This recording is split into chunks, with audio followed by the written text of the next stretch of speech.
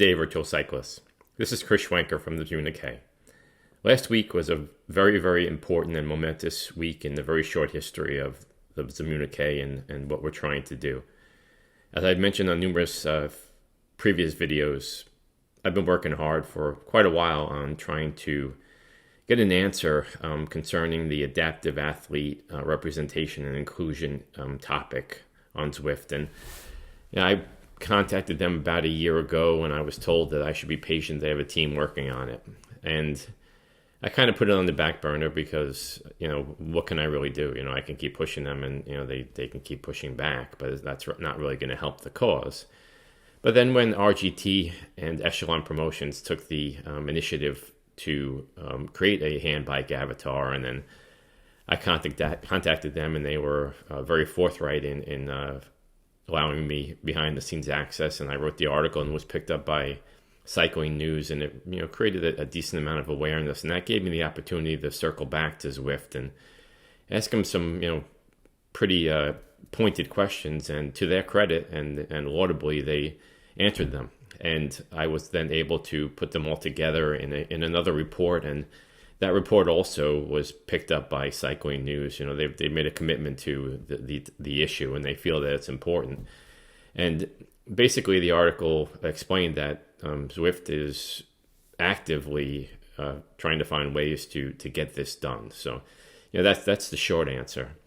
And also, kind of interestingly, and I guess I should be flattered, but my article in Cycling News was then taken and truncated and basically copied by an author and then published on Cycling Weekly. And I had a short conversation with the editor there, and he agreed that that probably wasn't the best way to go about things. So we got credit on that too. But the point is that if you are truly passionate about getting the issue across, then it really doesn't matter what media source picks it up or what platform it gets done on, as long as it gets done. And that's the way that I feel. And I also feel that this upcoming week is going to be as important. About a year ago, I published a series of articles on extreme dieting and virtual cycling, and it led to some rule changes. And that's not even although I'm very proud of them, because I know that it did help a lot of people. The thing that I'm most proud is that it gave people who were kind of like in the shadows that were suffering with this the opportunity to feel as if they weren't alone, and they came out, and a couple of those athletes were fairly vocal at the time, and they also contributed to the articles that I wrote.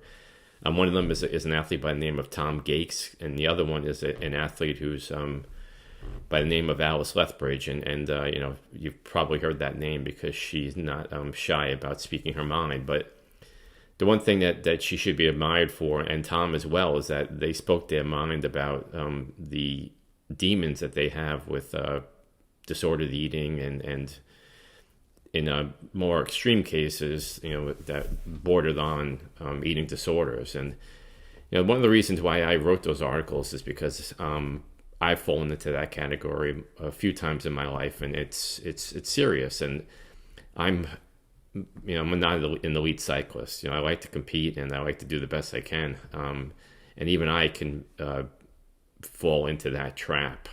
So I know that it happens to a lot of people. But anyway, so with a year gone by, it's allowed me the opportunity to kind of look back and see if those rule changes and the things that I proposed then, really, pass the test of time, and whether when they're applied in the practical sense, whether it's, was the right thing to do. And Tom Gates and Alice Lethbridge give me their honest thoughts on that, and we're going to be writing about that this week, in addition to an article that I wrote actually back at the time, but they weren't published due to a number of different circumstances,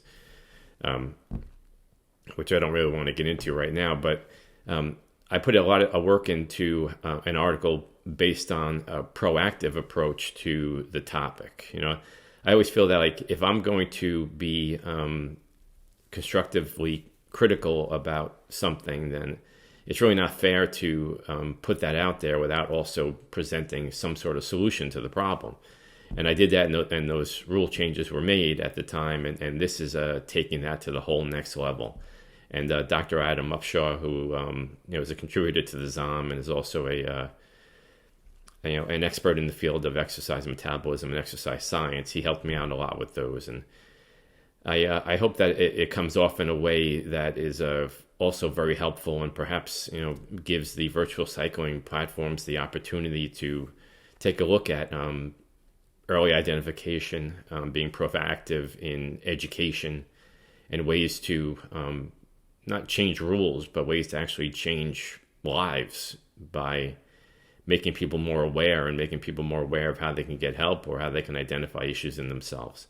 So I hope they come over well. And one of the things is, as you're building a community, is that you can write things and think they're great, but they don't really mean very much if no one reads them or hears them. And I hope that these words find their way in front of people, so that they have the opportunity to contemplate the ramifications of them. And thank you very much for all the support. The message would be nothing without you hearing it and relaying it on to other people as well. And please support the Dirt Dad Fund at dirtdadfund.com. Thank you.